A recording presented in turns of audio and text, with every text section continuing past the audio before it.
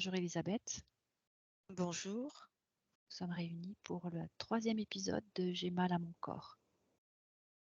Aujourd'hui, une de tes clientes s'est portée volontaire pour que tu appelles son corps énergétique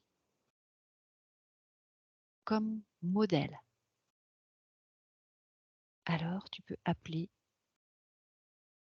ta cliente.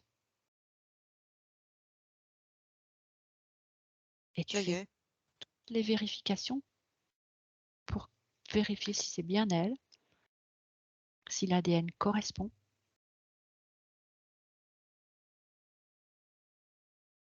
Tu vérifies qu'il ne se soit pas un hologramme,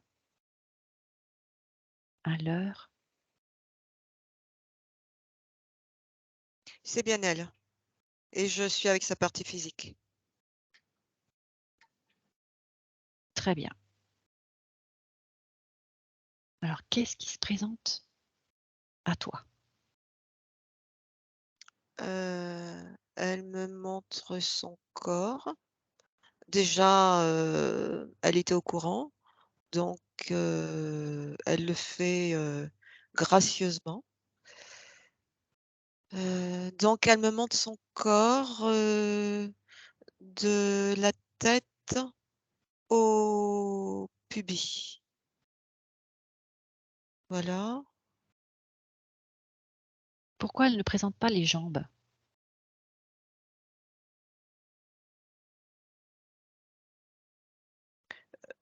Apparemment, elle souhaiterait que je m'attarde sur cette partie, du corps. Pourquoi? Elle vient de me parler du sommeil.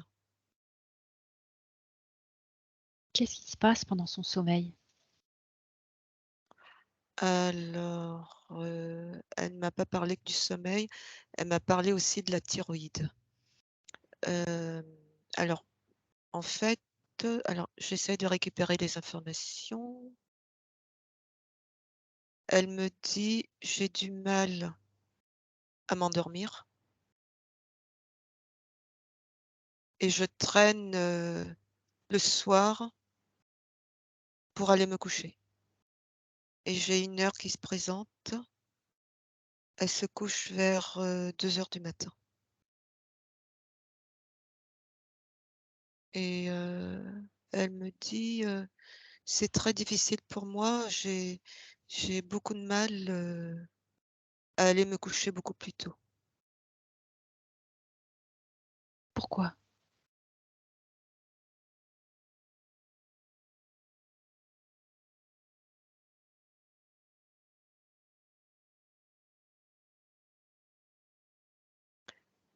Heu,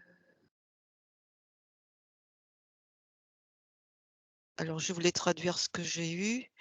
Elle me dit: «Oui, je sais, je traîne mes savates». Heu, alors j'essaie d'avoir un peu plus d'informations sur la cause.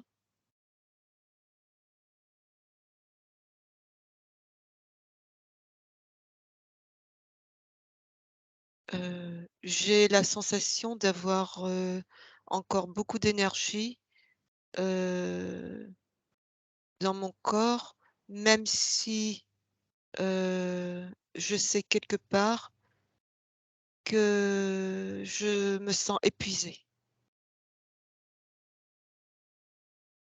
OK.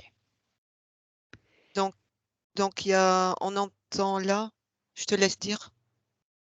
Alors là, ce qui m'intéresserait, c'est que tu poses tous les éléments que tu as eus qui se sont présentés comme, sa problématique de thyroïde et Mmh. son histoire d'aller se coucher aussi tard, sa sensation d'avoir de l'énergie en trop ou Mmh. en plus ou encore, peu importe, Mmh. qu'on vérifie ce qui lui donne cette sensation d'avoir quand même de l'énergie, alors qu'elle ressent de la fatigue. Alors là, je viens d'avoir, anxiété. Il y a de l'anxiété chez elle. Alors j'essaie de savoir si c'est l'anxiété d'aller s'endormir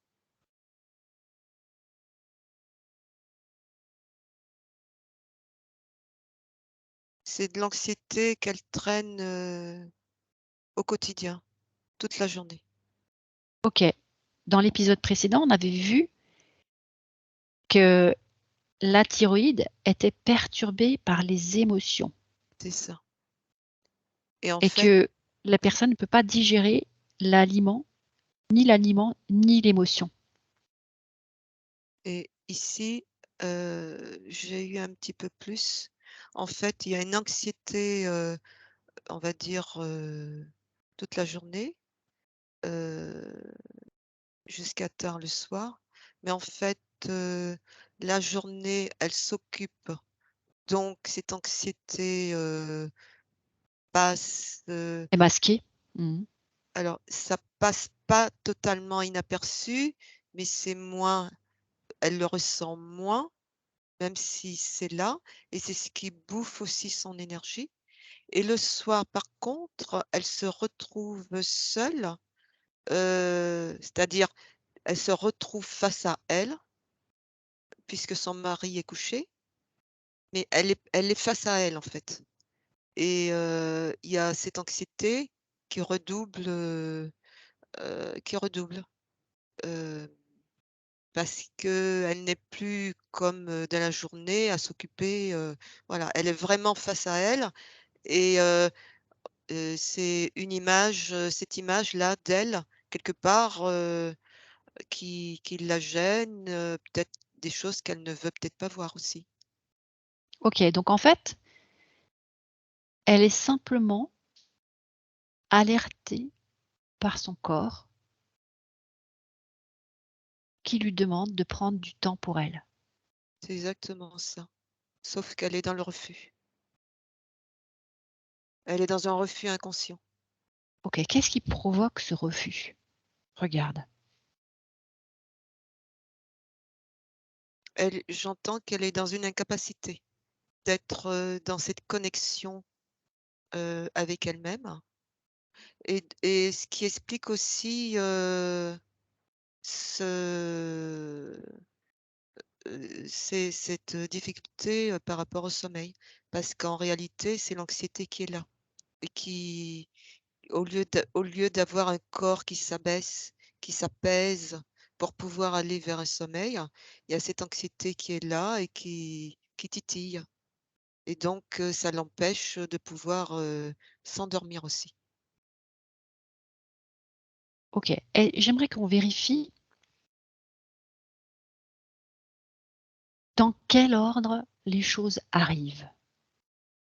Est-ce qu'une déficience de la thyroïde conduit à une mauvaise digestion des émotions et des aliments qui conduisent ensuite à l'anxiété ou une problématique plus ancienne, extérieure, inscrite quelque part en elle et non résolue, produit tout cela? Dans quel sens ça marche? Alors déjà, pendant que tu parlais, c'était en train de me dire qu'elle a de l'hypothyroïdie, mais sévère. Heu et Qu'est-ce qui il s produit? Mmh. il semblerait, de ce que je viens d'entendre, que c'est un combat émotionnel et je vois comme une flèche entre la thyroïde et le foie et inversement, le foie vers la thyroïde. C'est, l'un qui, titille l'autre en désagrément et c'est l'autre aussi qui titille, l'un, toujours en désagrément. En fait, il y a pas l'un qui fait plus, c'est comme, comment on peut dire? Quelque chose qui se mord la queue, en fait. Il n'y a pas un qui est responsable, C'est le les 2, premier. c'est les 2. Les 2 sont en corrélation. Oui. Il y a une interactivité, ils sont comme dans une interdépendance, l'un vis-à-vis de l'autre. Donc cet organe qui est le foie et cet organe qui est une glande qui est la thyroïde et c'est les émotions qui sont en arrière-plan. Le responsable de tout ça, ce sont ses émotions. Oui, tout à fait. Et derrière les émotions, je suis en train de voir besoin non satisfait qui va titiller des émotions, on va dire créer des émotions et ces émotions actionnent la thyroïde et actionnent aussi le foie. En premier, les émotions actionnent le foie et il y De quelle a façon? alors Et quel type d'émotion? alors je viens d'avoir, qu'elle se sent seule et ça provoque, alors elle se sent, seule, heu, c'est dans le lien, cette relation qu'elle a avec son mari. Hem, elle a l'impression qu'il l'abandonne, qu'il ne s'intéresse pas à elle et ça crée chez elle de la frustration et cette frustration, quand elle se met en place, bah, elle va actionner le foie. Je vois comme, une décharge énergétique qui part de l'émotion et qui va sur le foie et ça me dit: «Le foie interface» et ça me montre des liens un peu partout dans l'organisme entre ce foie, comme si ce foie était une, plateforme et Alors, est-ce que tu peux considérer ça comme un programme? Un ordinateur ou un système, c'est un système de qui gère programmation, c'est un système qui gère les émotions. Quand de les gestion émotions d'émotions. C'est ça. Quand les émotions arrivent, en premier, quand les émotions sont détectées par les organes du sens, c'est, il y a un lien direct vers, l'organe du foie.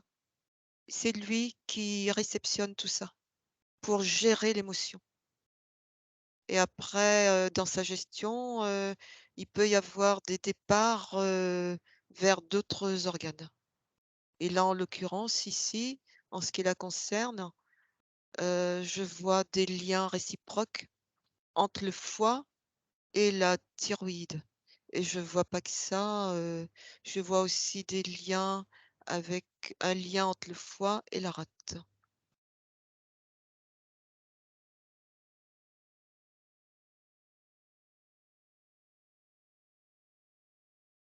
Voilà. J'aimerais comprendre comment le foie peut faire autant office d'interface émotionnelle, de gestion d'émotions. Jusqu'à présent, on pensait toujours que c'était l'intestin qui était le cerveau émotionnel. Comment ça se fait que dans ce cas de figure, ce soit le foie qui décide de gérer les émotions? Est-ce que c'est un cas particulier? Non, Ou c'est en train de me dire qu'en réalité, c'est toujours le foie qui accueille qui accueille et après quand tu m'as parlé d'intestin, oui, après dans les intestins, les émotions vont s'imprimer, se cristalliser, comme si les intestins étaient en fait le siège des émotions. Le foie n'est qu'un récepteur, c'est lui qui canalise et après OK, et il fait le après ça se tri. c'est ça et après ça se dispatche. En fonction du type d'émotion, il dispatche? De quelle façon Comme par exemple, il dispatche les émotions? Qu'est-ce qui le fait décider que: «Tiens, je vais mettre des émotions qui se cristallisent dans l'intestin. Tiens, je vais en mettre dans la rate. Tiens, je vais en mettre dans la thyroïde». Qu'est-ce qui le fait se décider? alors ça me dit que ça ne fonctionne pas comme ça. D'accord. Heu, en Le foie réalité En réalité, ça va être compte tenu, de s'il est débordé. Si ce foie qui est là, qui gère, s'il se trouve débordé et quand il se trouve débordé et ça me parle même d'attaque, quand il se trouve débordé dans cette gestion, il va attaquer carrément, heu, d'autres organes et ça me dit par exemple, l'estomac et c'est là qu'on peut ça me parle de diarrhée par exemple, heu, heu parce que si l'estomac est attaqué, il va y avoir une gestion,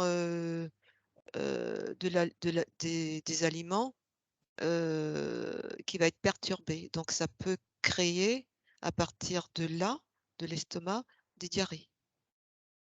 Donc en fait, ça va être plus, hem, dans ce que ne peut plus faire le foie, où il va se sentir un peu comme ça me cite l'exemple.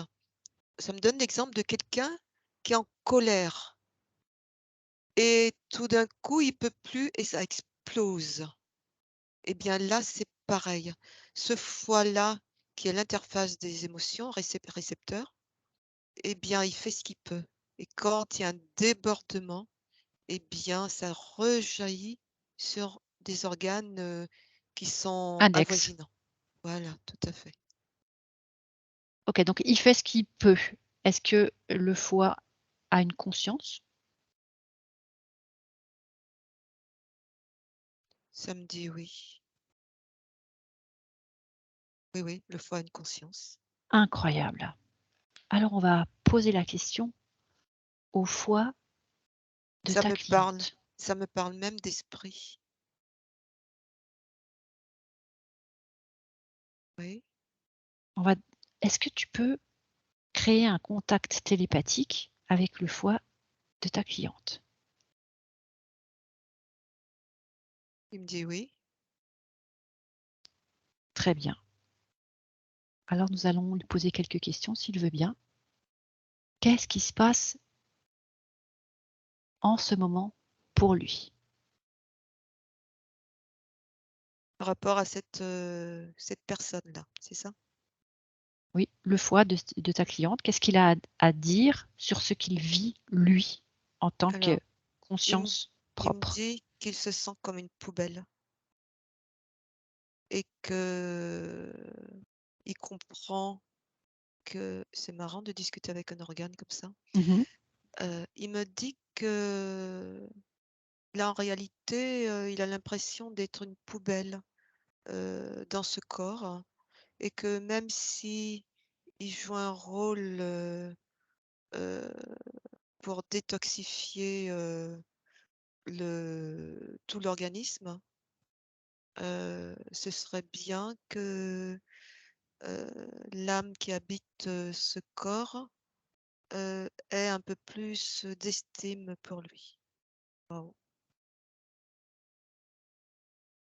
En fait, c'est le foie qui est fâché de faire la poubelle. C'est un petit peu ça, oui. Alors Et qu'est-ce ça qu'il appelle être une poubelle? Parce que la vie d'un foie, c'est peut-être pas la vie d'un être humain lambda. Alors j'aimerais qu'il nous précise de quels déchets il parle. ah, alors, il me parle pas des déchets, alimentaires parce que cette personne-là, elle se nourrit, à peu près correctement. Mais il rajoute, elle a des débordements. Elle a des débordements, elle le sait très bien. Il y a des choses qu'elle ne peut pas digérer comme le gras, des aliments gras, mais elle peut pas s'en empêcher. Voilà, heu, c'était quoi ta question? Qu'est-ce qu'il appelle lui des déchets?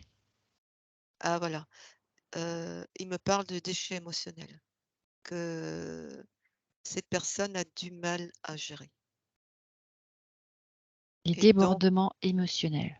c'est exactement ça et donc il y C'est a un ç débordement. Donc c'est ça, ses déchets à lui. Il me parle même pratiquement de clash. Un clash. Presque, comment dire? C'est un mot que j'ai pas envie d'utiliser. Il m'a parlé de presque à la limite d'une rupture.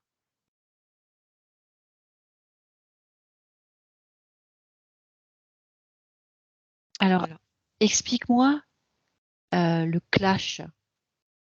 C'est le ressenti du foie? La Oui, rupture, c'est le ressenti du foie? oui, parce que il sent qu'elle fait des efforts. Elle a fait beaucoup d Alimentaire oui, ou elle a fait ou beaucoup émotionnel? d'efforts.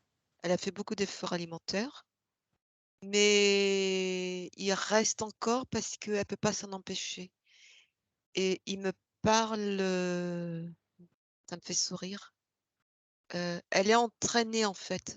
Elle n'arrive pas à dire non. Elle et ça se passe, dans le cercle familial. C'est-à-dire que quand elle est seule avec son conjoint, elle arrive à gérer cet aspect de sa nourriture. Mais elle peut là où elle peut pas s'en empêcher, c'est quand elle est avec, sa famille Alors elle se et lâche. elle se lâche et elle le sait très bien en plus que ça va déborder. Mais Voilà, lui, le foie, parle d'un débordement émotionnel, émotionnel, pas ouais. alimentaire. Alors là, c'était le côté alimentaire où ça Alimentaire donc. débordait un petit peu, Mmh mais mh. ce qu'elle n'arrive pas à gérer, c'est, son côté, émotionnel et ça me parle de frustration. Il me semble que je l'ai dit au Tu début l'as dit au aussi. début. D'accord. Il y a de Et la du coup là, colère. on est comme dans une histoire effectivement du chat qui se mord la queue. On tourne en rond. Oui, On a un débordement émotionnel, un foie qui ne supporte plus ces débordements émotionnels, qui va jusqu'à la rupture. Alors d'ailleurs, avant d'aller un peu plus loin, j'aimerais que tu nous identifies, ça peut être quoi une rupture pour un foie? Je t'aime plus, je il n'arrive plus à suivre. crise de C'est foie? ça la oui, ça peut être des crises ce qu'on appelle des crises de foie, mais tout simplement parce qu'il n'arrive plus à faire son travail. Donc c'est ça la rupture pour lui OK. Et quand le et en admettant j'entends qu'il y ait pas de crise de foie, oui, qu'est-ce qui peut arriver d'autre?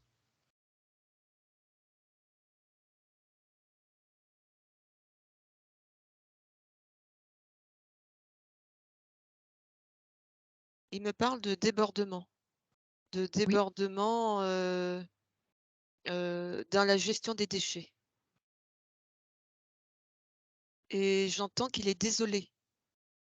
Il n'arrive plus parce que c'est lui qui est chargé de ça et quand on si on repart sur, le comportement, de cette personne, il prend l'exemple, du fait que lui, il fait son travail la nuit entre 1 heure et 3 heures du matin, c'est là qu'il est actif et qu'il ne peut pas faire son travail si elle ne dort pas, si elle est toujours, debout. Waouh! Voilà et donc ça le désole. Donc il y a vraiment tout un ensemble de paramètres qui fait que le foie, lui, il est tout à fait impuissant à faire ce qu'il est censé faire. D'accord. Et Mais j'en oui et mais on se j'entends retrouve en qu'il est fait dévoué, mais qu'il a ses limites à tout ça. très bien. On le remercie infiniment de sa participation et on va maintenant contacter le corps émotionnel de cette personne. Ça y est, Alors c'est quoi cette histoire d'angoisse, anxiété, d'anxiété? C'est pas la même chose? Anxiété générale et angoisse? il y a des niveaux différents. D'accord. Je vois que c'est des étages, différents. Alors qu'est-ce qui crée l'anxiété générale de Alors cette c'est un personne? Est-ce que le corps émotionnel est au courant? oui et il est en train de me répondre, heu, elle n'est pas elle-même. Elle n'arrive pas à être elle-même.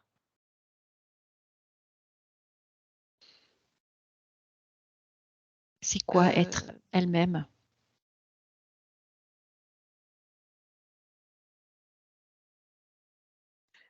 Elle n'arrive pas à être elle-même parce qu'elle est à la merci de son environnement et c'est c'est d'ordre affectif.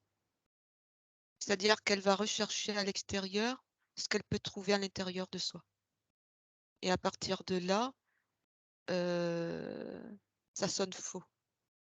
Elle peut pas être en accord avec elle-même. Mais est-ce que cette personne est consciente que tout se passe à l'intérieur? Alors je demande à la partie physique.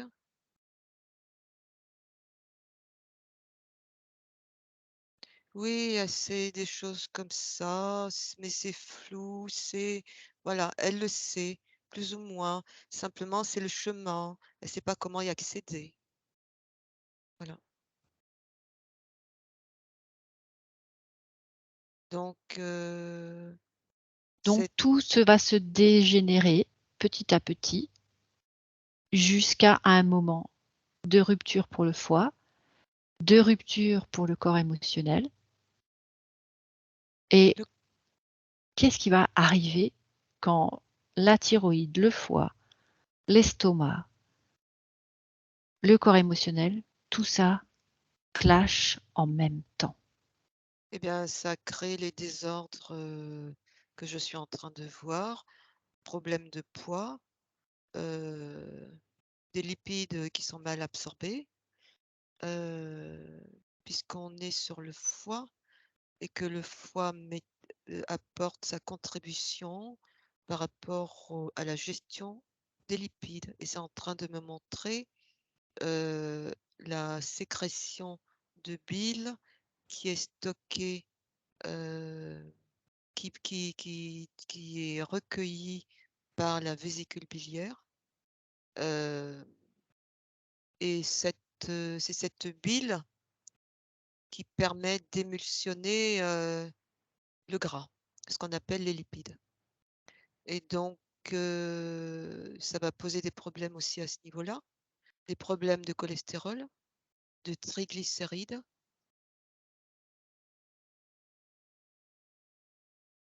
d'où, d'où aussi, ce côté extérieur qu'on voit, c'est-à-dire, ce stockage de gras qui se fait dans ces tissus adipeux. Elle a une obésité, Et du en coup, le mari ne la regarde moins, la regarde moins.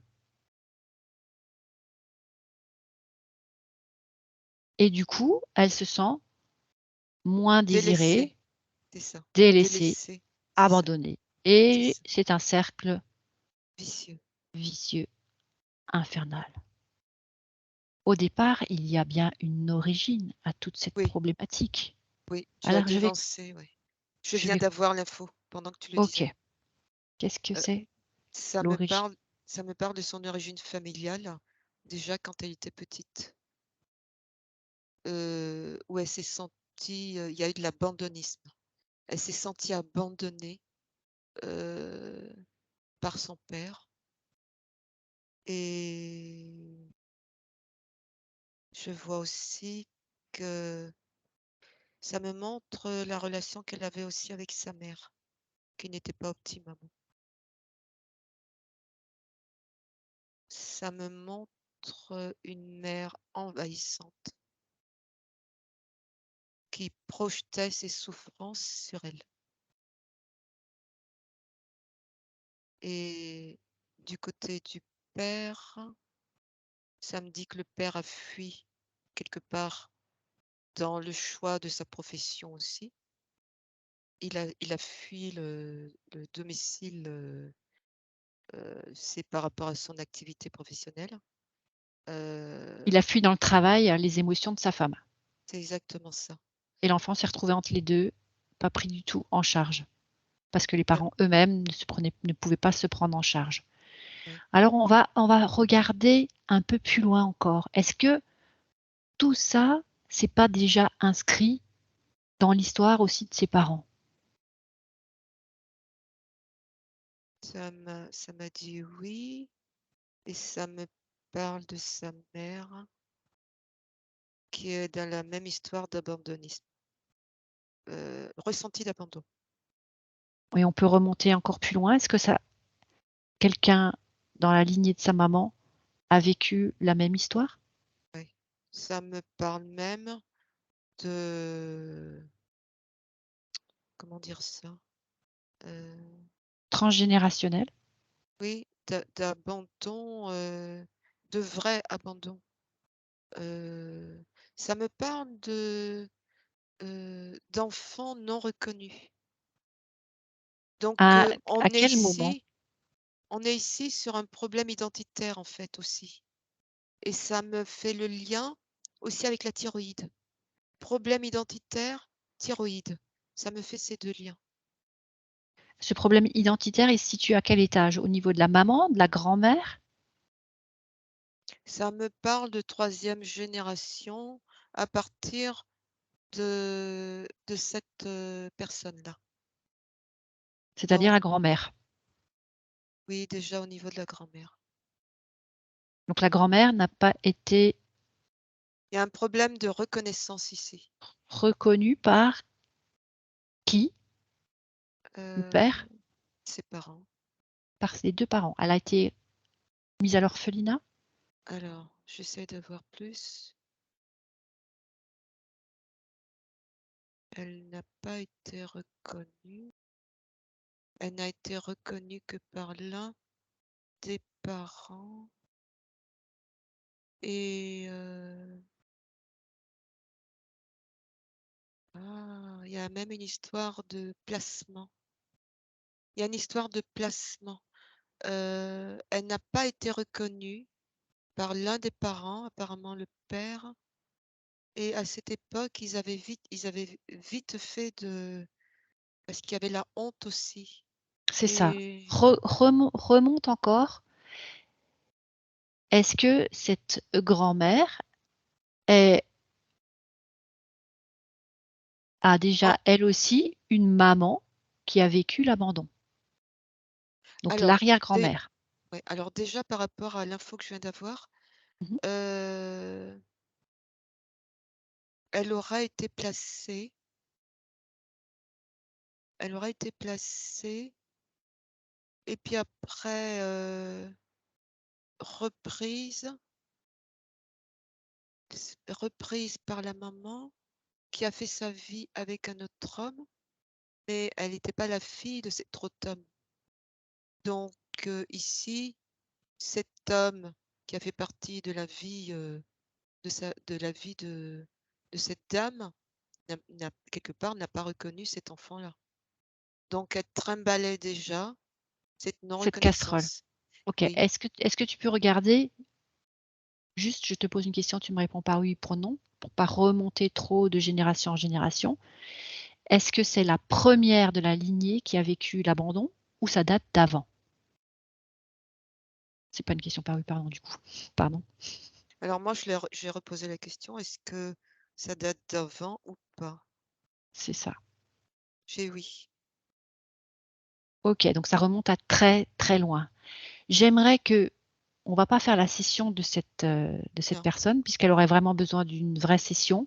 Mais ce que j'aimerais qu'on comprenne, c'est qu'il y a forcément inscrit dans son ADN une histoire d'abandon.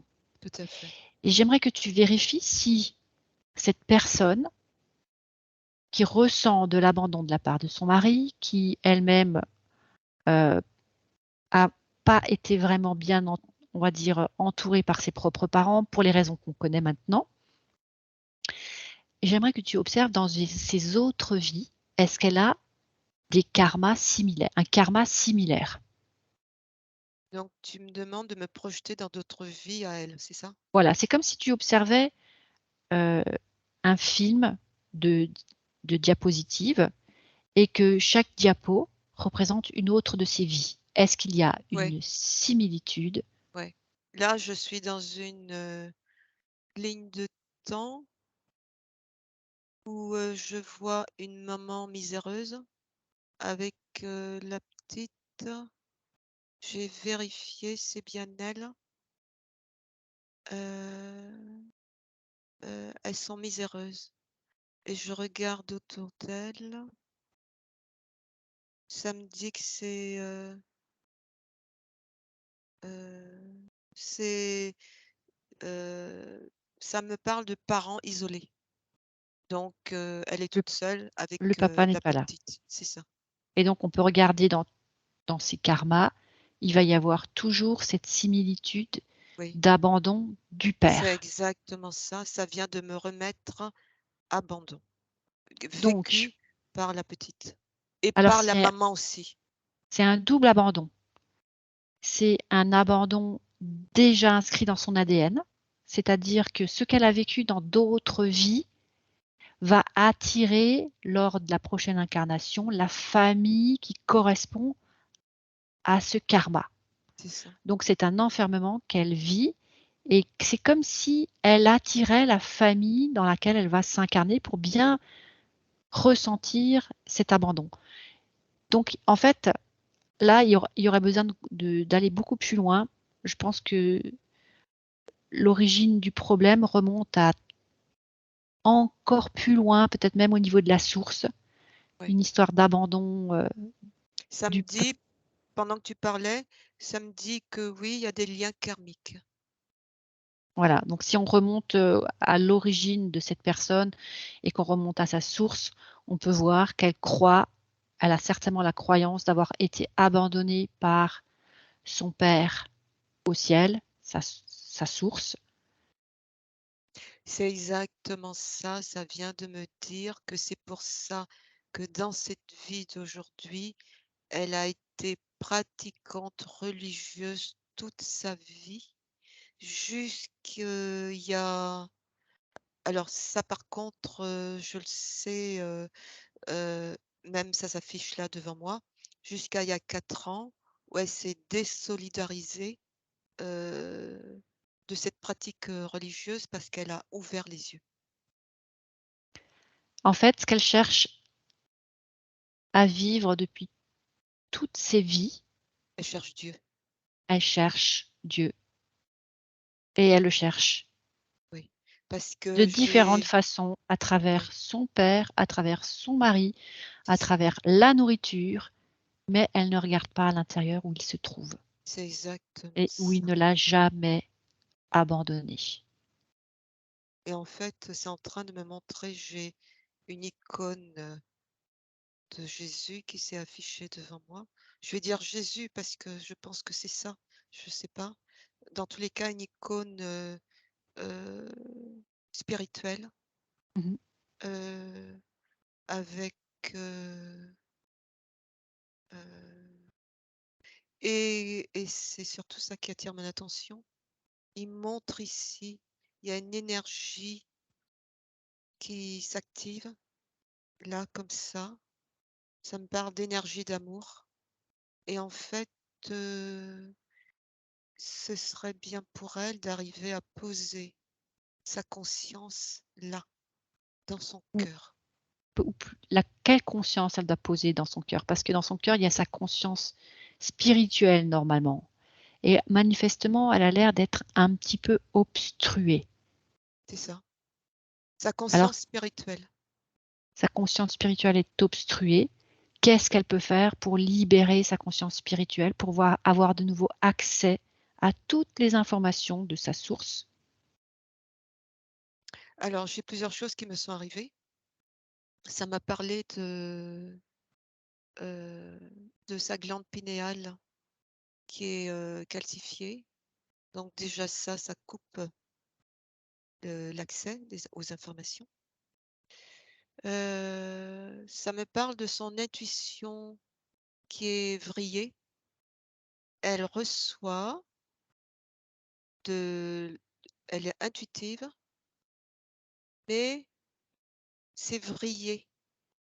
Elle ne Ce qu'elle prend pour, intuition, en fait, c'est ce qui est extérieur. Ce sont des informations extérieures. C'est pas réellement ce qui lui arrive et on comprend pourquoi puisque sa glande pinéale est à moitié, calcifiée. Donc même si sa glande pinéale est à moitié calcifiée, elle arrive quand même ça arrive quand même, à arriver, Il y a un certain flux d'informations qui arrive, mais il n'arrive que de l'extérieur, alors qu'il faut qu'elle récupère l'information de à l'intérieur. l'intérieur. C'est ça Et tant qu'elle va et chercher à l'extérieur l'amour du père, elle ne le trouvera jamais. Donc d'où il le faut qu'elle se foie. Parce que le et foie, ça vient de me dire, le foie la foi symbolise le père, le et la foie. foi aussi, Oui, la foi en soi. c'est ça. Alors la question c'est: est-elle a-t-elle jamais été séparée du père ou de la mère divine? Ça me parle de source non originelle. OK, mais sur quelle ligne de temps? C'est toujours pareil. Oui. Alors là, ça me parle du haut astral. Est-ce qu'on pourrait j pour résumer, parce qu'on approche vraiment du terme de cette investigation, Oui, de poubelle digestive, finalement, selon le choix que l'on fait, se positionner sur une ligne de temps annexe dans laquelle on serait séparé de notre Père au ciel, de son qui soi. est qui est à l'intérieur, c'est ça, de notre foi en qui je suis. On se branche sur différentes lignes de temps et on se branche finalement sur l'extérieur, sur des émotions, sur des sensations extérieures, des informations extérieures. Mais quand on se rebranche à je suis qui je suis ici et maintenant, et que je me déconnecte de toutes ces lignes de temps non originelles, qui deviennent originelles dès lors que je crois qu'elles le sont, c'est une illusion d'être dans la bonne ligne de temps, mais en fait, je suis dans une ligne de temps non originelle et je suis connectée à une mauvaise source qui ne me nourrit pas. Tout à fait. Alors que si je décide d'être ici et maintenant, dans l'amour de moi, dans la reconnaissance de qui je ne suis abandonnée de personne, à commencer par moi. Je ne m'abandonne pas. Je suis qui je suis, ne m'abandonne pas. Je suis un être multidimensionnel, je suis connectée à ma source et je choisis d'être dans cette ligne de temps originelle, ici maintenant, connectée à ma source, pour ressentir dans mon corps tout l'amour qui est le mien, que je peux émaner et ressentir. Et regarde ce qui se passe quand je suis dans cette ligne de temps, que je décide de laisser toutes les autres lignes de temps s'évanouir et que Eh je bien, laisse, oui, ça me dit que sa conscience s'illumine. Sa conscience s'illumine et ça lui permet, d'accueillir, le vrai, ce qui est originel. regarde maintenant si tu vois le bas de son corps. Je vois le bas de son corps. Waouh! Ah, Eh oui, parce que ça n'a plus rien à voir avec, ce qu'elle est en réalité. je sens carrément, une énergie qui descend dans les jambes. Tout à Tout l'heure, à tu fait disais qu'on la voyait que jusqu'au puits et là, maintenant, tu as accès au bas de son corps. Pourquoi? et qui est différent parce que ça circule. Les informations originelles circulent en elle. Eh ben, Alors voilà. que jusqu'ici, c'était des informations empoisonnées. qui circulait. Exactement. C'est pour ça que le foie parlait de poubelle. Lié à des croyances d'être abandonné. C'est ça. Avant de clôturer, il y a le Mmh. foie, qui fait une demande, implicite, heu, qu'elle s'intéresse à lui, qu'elle, lui apporte de l'attention, des Peut-être soins. même un petit Ho'oponopono pour tout son Heu, corps physique. Un alors je ne sais pas ce que Ho'oponopono, c'est. c'est, Ça me dit oui. «Je m'excuse, pardon, Oui, s'il te c'est ça, plaît, merci, je c'est t'aime», ça, un truc comme tout ça à dans fait. l'ordre ou dans le désordre. Je pense que tous ceux qui vont nous écouter vont bien rigoler de mon désordre. En fait, le principe, c'est je reconnais que tu es important, que tout ce qui est dans mon corps est mon ami C'est ça. et je réalise que chaque organe qui me constitue a sa propre conscience ou en tout cas presque tous les organes. On vérifiera ça une autre fois. Ça, c'est valable aussi parce que je l'entends, il demande. C'est valable aussi, alors je dis «il», c'est elle, c'est valable aussi pour la thyroïde. C'est ça. Et j'ai eu la demande, cette demande, la thyroïde voulait être reconnue. En fait, chaque partie de nous qui nous constitue est un membre à part entière de notre corps. En fait, c'est un petit peu notre corps, c'est un petit peu la représentation de la terre ou de notre source. On est constitué de plusieurs membres et tous ensemble, on forme le un. C'est ça. Donc, respectons chaque partie de nous qui nous constitue. Donnons-lui sa juste place, toute la reconnaissance qu'elle mérite. C'est exactement ça. Si elle ne trouve pas sa place, c'est parce qu'elle-même, elle ne donne pas cette reconnaissance ou cette place à ses organes. On nous apprend pas cela. On nous apprend pas ça à l'école, on nous apprend faire toujours plus, toujours plus, toujours plus et on ne se rend pas compte finalement, en grandissant que, bah, rien que notre système sanguin, c'est un membre de notre corps, hein, il véhicule tellement d'informations donc on peut communiquer avec toutes les parties de notre corps et c'est important, avant de faire quoi que ce soit, de faire ce un, de faire cette, de recréer, de retisser le lien avec nous-mêmes, avec tout ce qui nous constitue dans ce corps physique. Dire: «OK, merci pour mon cœur qui bat depuis tout ce temps. Merci pour, ce foie qui trie toutes mes émotions et tout ce que je mange. Merci pour mon estomac, merci» et ainsi de suite. Merci pour mes pieds qui me portent et pardon aussi, parce que j'ai été conduite à me comporter de différentes façons et j'ai abîmé ce corps. J'ai abîmé mon esprit, j'ai abîmé mon âme, j'ai abîmé différentes choses.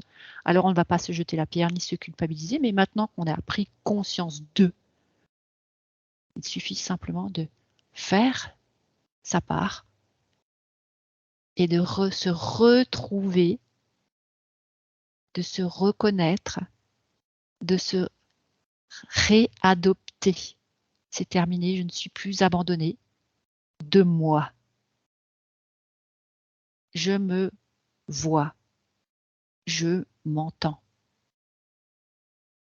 je me respecte. Et à partir de là, le regard des autres va changer. L'autre va me voir parce que je me suis vue.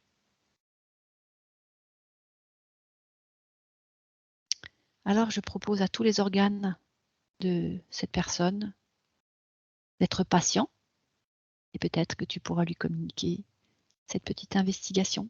Elle saura si elle décide de faire quelque chose pour elle ou pas. Est-ce que tu as quelque chose d'autre qui arrive avant de terminer?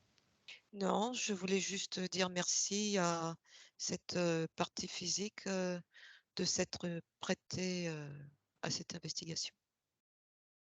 Merci à elle et Et merci à toi merci Elisabeth. et merci à tout le monde.